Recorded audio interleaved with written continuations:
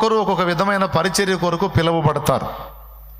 కొంతమందిని ప్రసంగానికి దేవుడు వాడుకుంటాడు, కొంతమందిని ప్రసంగం చేసేవాడికి సహకరించడానికి వాడుకుంటాడు, కొంతమందికి ప్రభు బలను అందించే పరిచర్యను నియమించి వాడుకుంటాడు, కొంతమందిని పరిశుద్ధులకు భోజన బల్ల దగ్గర పరిచర్య చేసే ఉపచారం కోసం ఏర్పరచుకుంటాడు, కొంతమందిని సంఘములోనే సువార్థికులుగా పిలుస్తాడు, కొంతమందిని ప్రవక్తలుగా ఏర్పరచుకుంటాడు, కొంతమందిని అపోస్తలులు అంటే ఆల్రౌండర్స్ అలాగా ఏర్పరచుకుంటాడు. అట్లా దేవుని సంఘములో స్త్రీలలో కొందరిని, పురుషులలో కొందరిని తన పరిచర్య కొరకు దేవుడు ప్రత్యేకించుకుంటాడు.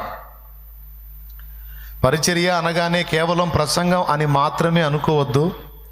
అపోస్తలుల కార్యములు 6వ అధ్యాయం మీరు చూస్తే, అపోస్తలులు పరిచర్య చేస్తున్నప్పుడు సంఘములో విధవరాండ్రను చిన్న చూపు చూశారని వివాదం కలిగిద్ది. అందుకని సంఘములో 2 బ్యాచ్లు అవుతారు. ఈ కేసు అపోస్తలుల దగ్గరికి వచ్చింది. 6వ అధ్యాయం 1 నుంచి చూస్తేనే ఉంటుంది. ఆ దినములలో శిష్యుల సంఖ్య విస్తరించుచున్నప్పుడు అనుదిన పరిచర్యలో తమలోని విధవరాండ్రను చిన్న చూపు చూచిరని హెబ్రీల మీద గ్రీకు భాష మాట్లాడు యూదులు సనుగసాగిరి. అప్పుడు 12 అపోస్తలులు తమ యొద్దకు శిష్యుల సమూహమును పిలిచి ఏమంటారంటే, మేము దేవుని వాక్యము బోధించుట మాని ఆహారం పంచిపెట్టుట యుక్తం కాదు. మేము సువార్త ప్రకటించాలి, ప్రార్థన చేయాలి. మా పని ఇది. మేము ప్రార్థనలో గడపాలి, దేవుని గూర్చిన సంగతులు ఇతరులకు బోధించాలి. ప్రార్థించుట ద్వారా దేవుడు కదులుతాడు. దేవుడు వాడుకుని మా బోధలో శక్తిని నింపి వినేవారికి రక్షణ కలిగిస్తాడు. కాబట్టి దీని ద్వారా సంఘములో ఆత్మలు చేర్చబడతాయి, రక్షణ కార్యం జరుగుతూ ఉంటుంది. ఒకవేళ మేము ఈ డ్యూటీ ఆపేసి మీకు భోజనాన్ని పెట్టే పనిలో కూర్చున్నాం అనుకో, సంఘం యొక్క ఎదుగుదల ఆగిపోయిద్ది, సంఘ విస్తరణ ఆగిపోయిద్ది, ఆత్మల రక్షణ ఆగిపోయిద్ది. కనుక ఇదిగో మేము చేయాల్సిన పని మేము చేయాలి. కాబట్టి ఓ పని చేయండి. ఇప్పుడు మీరు 2 గుంపులయ్యారు. విధవరాండ్రకు సపోర్ట్ చేసే గుంపు ఒకటి, విధవరాండ్రను చిన్న చూపు చూశారని విమర్శ పొందిన గుంపు ఒకటి. మీ మీద వాళ్ళు, వాళ్ళ మీద మీరు చెప్పుకుంటారు. ఇదొక దరిద్రం. కాబట్టి దయచేసి ఈ గొడవలు వద్దు. మీరు కలిసి మాట్లాడుకోండి. మనమందరం క్రీస్తు రక్తమును బట్టి ఒకే తండ్రి పిల్లలం. మనలో మనకి విభేదాలు ఉండకూడదు. కాబట్టి కలిసి మాట్లాడుకొని దేవుని జ్ఞానమును, పరిశుద్ధాత్మయు, మంచి పేరును అంటే మంచి సాక్ష్యము కలిగిన ఒక 7 మీలో ఏర్పరచుకోండి. వారిని ఈ పనికి మేము డిసైడ్ చేస్తాం, నిర్ణయిస్తాం, నియమిస్తాం. వాళ్ళ మీద చేతులు ఉంచుతాం. ఇక్కడ చేతులు ఎందుకు ఉంచాల్సి వచ్చింది అంటే, భోజనపు బల్ల దగ్గర పరిచర్య చేసి వివాదము లేకుండా భోజనము పంచిపెట్టడానికి.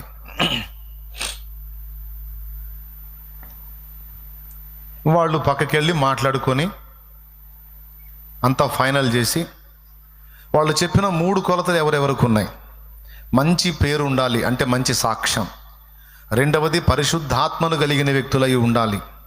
3వది దైవిక జ్ఞానం, వాక్య జ్ఞానం, దేవుని జ్ఞానం కలిగిన వాళ్ళై ఉండాలి. ఈ 3 క్వాలిటీస్ ఎవరిలో ఉన్నాయని అక్కడ వడపోస్తే ఒక 7 దొరికారు. స్టెఫను, ఫిలిప్పు, ప్రోకోరు, నీకానోరు, పర్మేనాసు, తీమోను, యూదుల మత ప్రవిష్టుడగు నికోలాసు. ఒక 7 ఈ 3 కొలతల్లో ఉన్నోళ్ళు దొరికారు.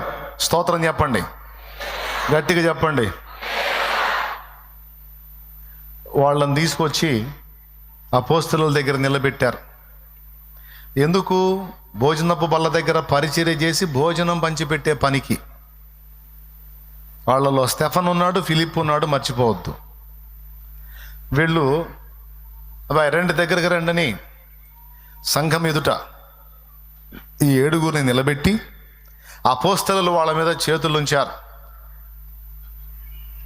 ఎందుకు? భోజన బల్ల దగ్గర పరిచర్య చేయటానికి. వీళ్ళ పని ఏంటంటే యూదులు, గ్రీసు దేశస్థులు, వాళ్ళలో విధవరాళ్ళు, ఏళ్లలో విధవరాళ్ళు అన్న భేదం లేకుండా అందరికీ సమానంగా దేవుడిచ్చిన దానిలో ఆహారం పంచిపెట్టడం, అందరినీ సమైక్యపరచటం, ఇది వీళ్ళ పని. ఆ పనికని అందరి ముందు చేతులుంచి వాళ్ళ మీద హస్తనిక్షేపణ చేశారు. పాస్టర్లుగా కాదు, బల్ల దగ్గర పరిచర్య చేసే పరిచారకులుగా భోజనపు బల్ల దగ్గర చేతులుంచారు. ప్రియులారా, వాళ్ళ గురించి కిందికి చదివితే